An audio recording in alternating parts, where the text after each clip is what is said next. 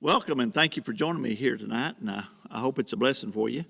I need to tell you that next week we'll not be having any of our Wednesday night services here at the church because it's the night before Thanksgiving, and everybody will be off. There won't be Awanas or any of the Bible studies or classes or anything, so you might need to know that. I may do a devotional for next week, but on the air, but that'll be separate from our Bible study. But anyway, I may put one of them out for Wednesday night. Anyway, our lesson tonight is on cleaning house. And at one point in my life, I've been a little bit mouthy. You understand what that is? Maybe I talk too much, and some people say that I may be a little bit of a smart aleck.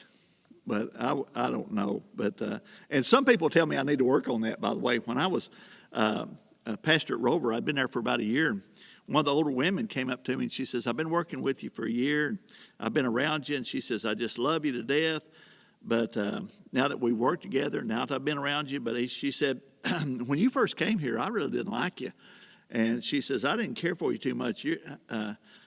You're some kind of a smart aleck. You come off wrong. She said, you need to work on that because you make a terrible first impression. So anyway, I don't know about that, but I know that when I was about 19 years old, I was kind of full of myself, and I did say things and do things, and I was mouthy.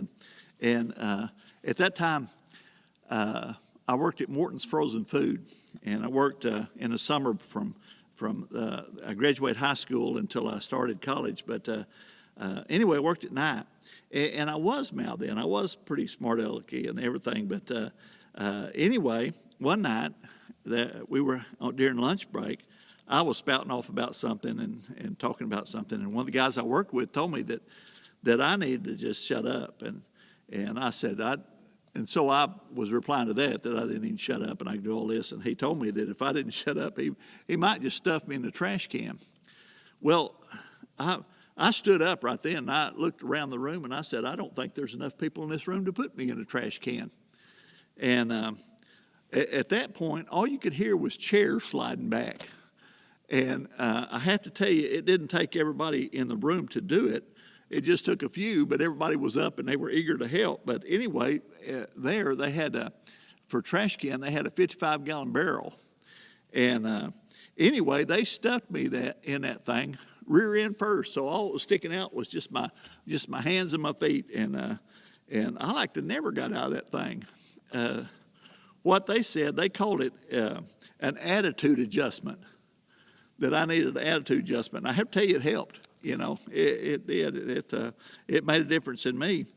And that's kind of what we're looking at tonight, an attitude adjustment. And Jesus is doing this in the temple.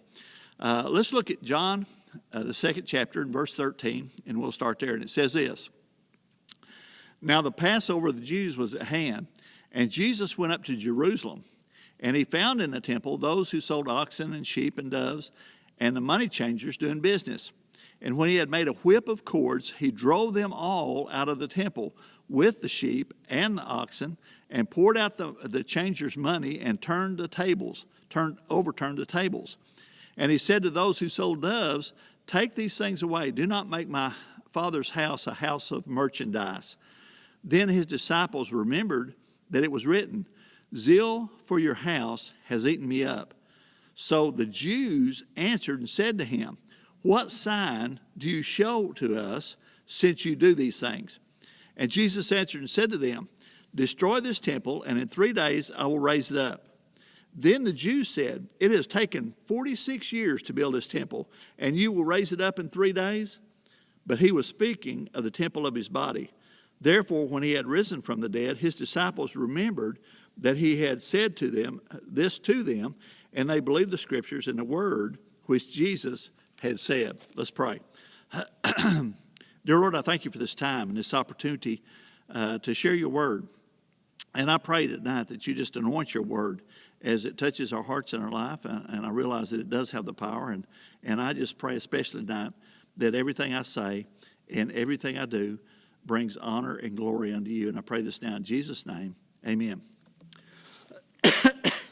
If you notice here, we're jumping forward in time. It says, now the Passover of the Jews was at hand, and Jesus went up to Jerusalem.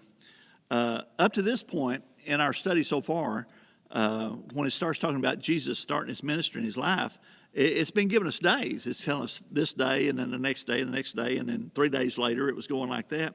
And now, all of a sudden, we jump forward into the future, and we're talking about the time of the Passover. Last week, where we left off, they were walking into Capernaum with the statement that they were there but a few days. And now we see them going into Jerusalem, which is a long way away. And do you think that maybe John has skipped over a few things or maybe a lot of things? And he has, because he left us with this point in verse 12. He says, after this, he went down to Capernaum, and he and his mother and his brothers and his disciples, and they did not stay there many days. And that's all he comments on that. And it's true, Jesus did go into Capernaum, and he wasn't there but a couple of days. But in those couple of days, he turned Capernaum and all that region around upside down. Mark 1, in the first chapter of Mark, it gives us a glimpse of this. Verse 21 and 22, it says this, then they went to Capernaum, and immediately on the Sabbath, he entered the synagogue and taught, and they were astounded at his teaching, for he taught them as one having authority and not as the scribes. Jesus actually started his preaching and teaching ministry there in Capernaum right after the miracle of turning the water into the wine. But he did so when he taught and preached. He did so as one having authority, one that knew what he was talking about, and everyone was it says that they were astounded at the way he spoke, because he was making the Word of God real to them. He was helping their understanding. And then right there in the middle of that, this happened. Look in verse 23. And now there was a man in the synagogue with an unclean spirit, and he cried out, saying, let us alone. What have we to do with you, Jesus of Nazareth? Did you come to destroy us? I know who you are, the Holy One of God. But Jesus rebuked him, saying, be quiet and come out of him. And when the unclean spirit had convulsed him and cried out with a loud voice, he came out of him. Okay, so right in the middle of his teaching and everything, this happened. And a man that was demon-possessed was there, and the demon proclaimed that Jesus was the Lord. And Jesus rebuked him and cast him out. Now, this would have got everybody's attention, right? This would have made everybody take notice. And it says in verse 27, then they all were amazed, so that they questioned among themselves, saying, what is this? What new doctrine is this? For with authority he commands even unclean spirits, and they obey him. And immediately his fame spread out throughout the region around Galilee. After this, Jesus was not only the talk of the town, but he was the talk of the community. I mean, everyone around in Galilee had heard about this. That whole area was talking about it. They had never seen anything like this before. They'd never heard anyone preach with this authority, and they'd never seen anyone cast out demons like this. And then as they were leaving, it goes on in verse 29. It says, now as soon as they had come out of the synagogue, they entered the house of Simon and Andrew with James and John. But Simon's wife's mother lay sick with a fever, and they told him about her at once. So he came and took her by the hand, lifted her up, and immediately the fever left her, and she served them. It was like after church, they went over to Peter and Andrew's house. And when they went in, Peter's mother-in-law was sick. She was in bed. She had a fever.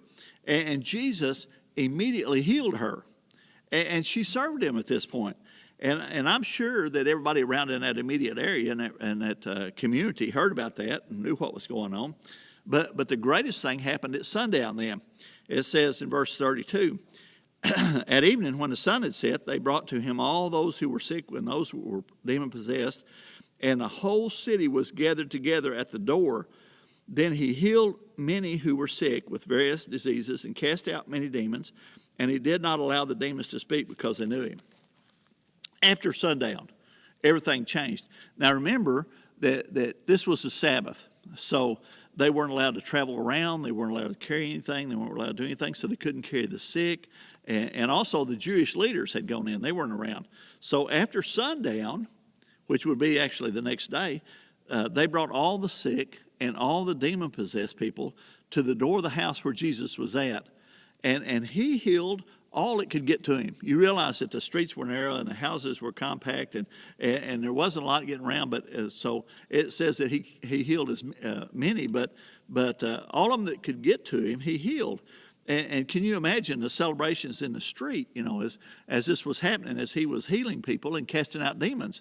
I have to tell you, if it had been me and I'd been there, I would have probably started a mega church right there in Galilee, and people would have abandoned Jerusalem and started coming to Galilee because of that.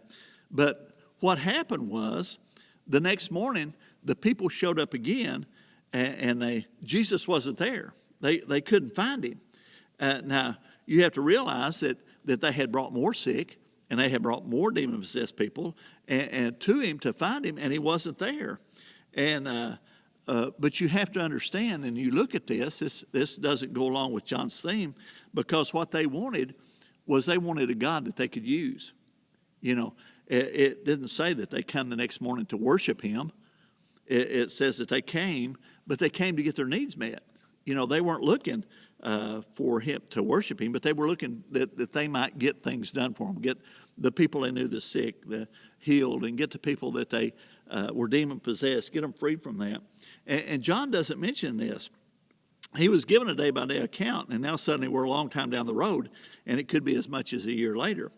But John is focusing on his message, what he's trying to get across to us. He's wanting us to know that Jesus is the Son of God. It's all about his deity and his authority as the Son of God. And John is not leaving out these miracles or belittling them in any manner. It just doesn't fit with the plan he has in how he's sharing this. In fact, the last verse in John 21:25, it says this: "And there are many other things that Jesus did, which if they were written one by one, I suppose that even the world itself could not contain the books that were written in him." He's saying Jesus performed a lot of miracles, and he did a lot of things, but these are the things that he's sharing with us. And that's why he only shares 7 of the miracles or signs with us, because he has given us an inside look as Jesus, the Son of God. So we start, and it says, "And he found in the temple those who sold oxen and sheep and doves, and the money changers doing business." Jesus found, when he went in the temple, he found a thriving business. He found things going on. Excuse me. It says they were selling oxen and sheep and doves. And you might ask the question, why were they selling these animals in there? Why were they selling birds in there? And what they were doing is they were selling them for the sacrifices. This was the time of Passover, and people would have to have sacrifices to give to the Lord. And it was kind of a public service. Would you look at it that way? If you didn't bring your sacrifice, you could buy one when you got there. Or if you brought a sacrifice and it wasn't acceptable to the priest, then you could trade yours in for an acceptable one. And of course, for a little bit of profit or a boot. But anyway, they did that. And also there was money changers. Why would they have to have money changers? And the reason is, in the temple, they wouldn't take the foreign money. They wouldn't even take Roman money because it had Caesar's face on it. So you would have to trade your money in for temple money so that you could pay your tithes and things. And so you have to realize that temple money was always went at a higher rate than regular money. So they would make on that. It sounds like a racket to me, doesn't it to you? Religion, even now, is a big business today. You can see these TV preachers that make billions of dollars. They fly around in $1 million airplanes, and they're driving these expensive cars and living in these big mansions. And I have to tell you this, I think the Lord needs to do a little bit of house cleaning now because of just the things that's going on in church today. But anyway, Jesus cleans house. It's cleaning time. It says in verse 15, when he had made a whip of cord, He drove them out of the temple with the sheep and the oxen and poured out the changers' money and overturned the tables. And he said to those who sold doves, take these things away. This was with intent and purpose. I mean, he saw what was going on, and he went out and he made preparations to clean house. He made himself a whip. He got ready. He drove the ones out that had the sheep and had the cattle. He drove them out with their animals, and he was like a madman. He threw them completely out of the temple. They didn't need to be in the temple. He threw them completely out of the temple. Can you imagine the commotion, even in the streets as they drove these animals, and these animals hit the crowds because everyone was there for the Passover. And it says that he kicked the money changers' tables over and poured out their money. Now, that'd been a scramble, wouldn't it, for all the people that was there with eager hands trying to help them gather it up and everything. But to the dove keepers, he ordered them to take their stuff away. The ones with the sheep and cattle still had their livestock, and the money changers still had most of their money, and the bird keepers still kept their flock. But they were run out of the temple. There was no place for them in the temple. He says, do not make my Father's house a house of merchandise. I'm sorry, but God's church is not supposed to be a money-making institution. It's just not supposed to be. The money is to be used for the church and the work of mission and reaching out and reaching other people. It was never intended to make us rich. Church wasn't designed that way. It's not our church, But on the other hand, we're not supposed to starve the preachers to death either. That's the case in a lot of place. But it says in 4 different places in the Bible that a servant is worthy of his hire. So the preachers need to be paid and compensated. But anyway, the corruption and the merchandise doesn't need to be in the church. Jesus had taken the full authority here. It said he calls it my Father's house. It's my Father's house. This is the temple of God, and Jesus is the Son of God, and he's cleaning house. Says you've made my Father's house no more than a city mall. You've not made it it's just a place of merchandise. It's supposed to be a place of worship and prayer. And here they were using it to rob the people. In Mark 11:17, it says he calls them a den of robbers. It was all about the money. Now, when his disciples saw this, they remembered the scripture. It says in verse 17, and his disciples remembered that it is written, zeal for your house has eaten me up. And this is understood as a prophecy about the Messiah. And here the people saw Jesus clearly as the Messiah as he cleaned the house because of his zeal for his Father's house. This is taken from Psalm 69:9, and it says this, because zeal of your house has eaten me up, and the reproach of those who reproach you have fallen on me. You have to realize what the psalmist is saying here when he's talking about the church and the temple and the corruptness. He says, in verse 6, which is ahead of this, he says, let not those who wait for you, O Lord God of hosts, be ashamed because of me. Let not those who seek you be confounded because of me, O God of Israel. And this is what the psalmist is writing there. The temple had become a house of shame. Think about how it was for the people that would come to worship there. I mean, this was the time of the Passover, and they would bring from their flock one sheep that was without spot or blemish. They would pick the best that they had, only to come to the temple and sometimes be told that it wasn't good enough. But you're going to have to buy one of these, and you're going to have to trade yours in for it because we'll help you in that way. But then later on, you'd see your sheep being sold to somebody else. It kind of takes the joy out of worship. The sacrifices would be something they'd hate. And how long would it take the people to dread going to the temple because of the corruptness of the priests there? And it wouldn't be long before they would resent the whole process. And I'd like to point out this, that do not be the reason that to take away somebody else's joy of worship. Don't be the one that causes someone else to question the church or to lose the feeling they have from being in church. Have you ever walked out of church and it was just a really good service? I mean, the songs really spoke to you.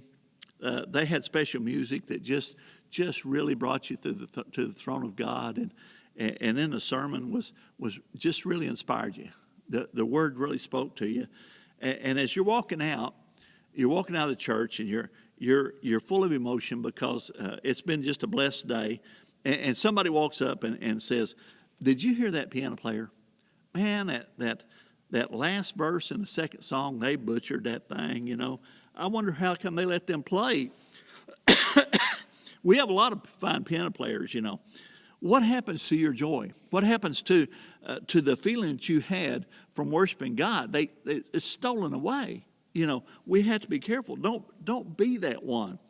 Don't be the one that complains about it being too hot or too cold, or how bad the coffee was, or the length of the sermon, or how far you had to park away from the building, you know. Don't be the one that makes an issue about Mass. Don't be the one that takes the joy away from somebody else that has worshiped in the service that day. Don't be the one that does that. Be the one that brings the joy. Be the one that shares the love, that people are glad that they came to worship with you that day. That's the type of person we need to be. Anyway, get back on course. I kind of wandered off then. Verse 18, so the Jews answered and said to him, "What sign do you show us since you do these things?" Okay, here's what they're asking. Okay, who made you boss? Show us a sign. Let's see something. What makes you think you can come in here and run everybody out like this, you know? Prove to us that you have the right to do this.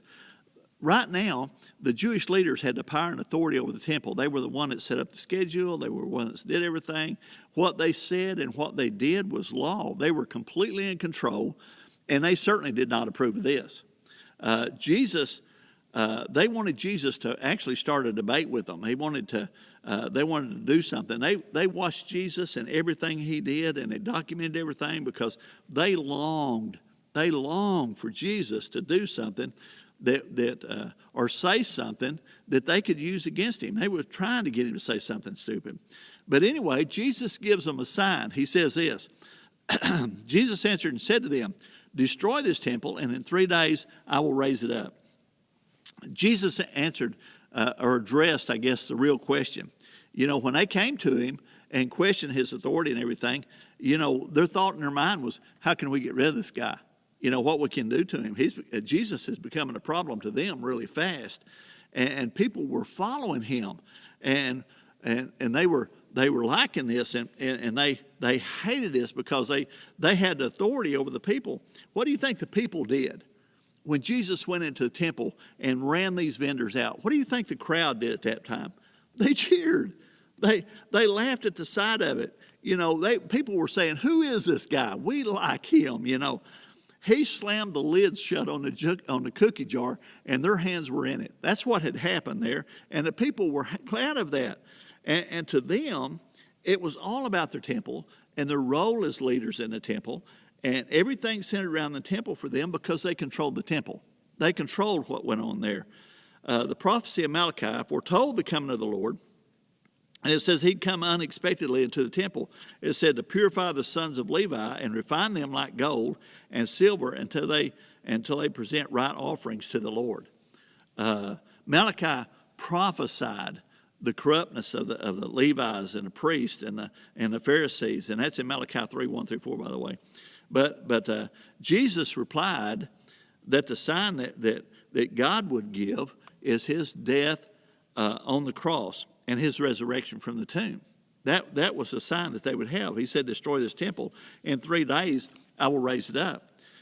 Now, the Jewish leaders didn't understand all. They didn't comprehend. You have to realize they were living in the physical. They weren't living in the spiritual. They were supposed to be spiritual leaders, but they had no spiritual insight at all. 1 Corinthians 1:18 says, "For the message of the cross is foolishness to those who are perishing, but to us who are being saved, it is the power of God." This was foolishness.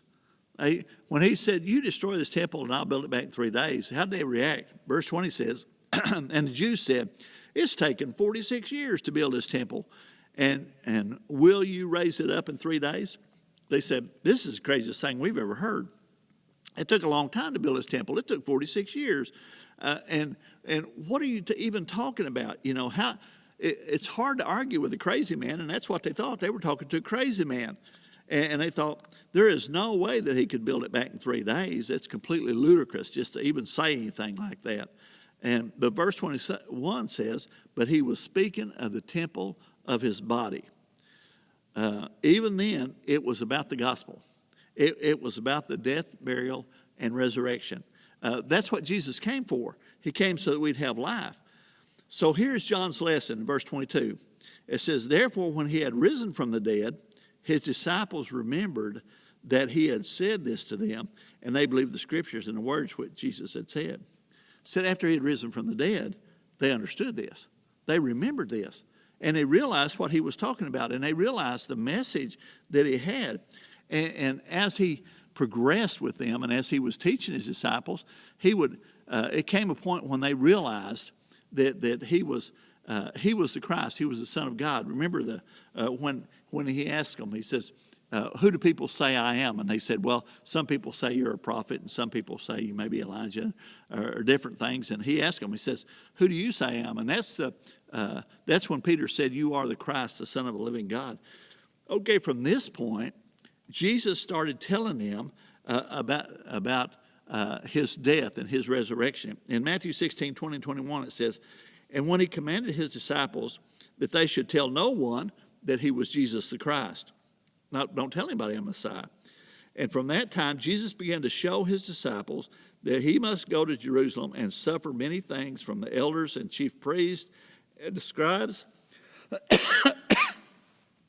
and be killed and be raised on the third day. After he arose from grave, they understood all this. They knew this. That's the message of this. It says they believe the scriptures and the word that Jesus have said. This is the whole theme of John. It's not about all the miracles that he did and all the things that happened and all that was going on.